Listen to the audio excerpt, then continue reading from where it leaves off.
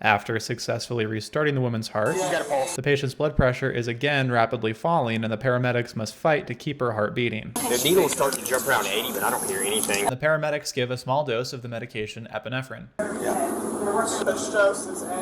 This medication causes the patient's heart to beat faster, stronger, and works to constrict the patient's arteries, all of which improve blood pressure and keep the patient from going back into cardiac arrest. The EMS team prepares infusions, a way to constantly administer a small dose of IV medications of both epinephrine and amiodarone. The epinephrine to support the patient's blood pressure, and the amiodarone to keep the patient's heart from going back into a rhythm that doesn't effectively pump blood.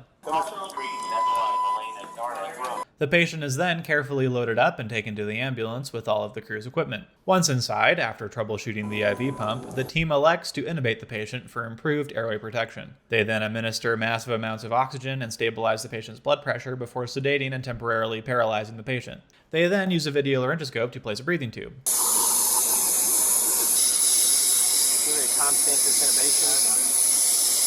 They confirm appropriate placement and place the patient on a ventilator. For part 1 and more EMS breakdowns, subscribe.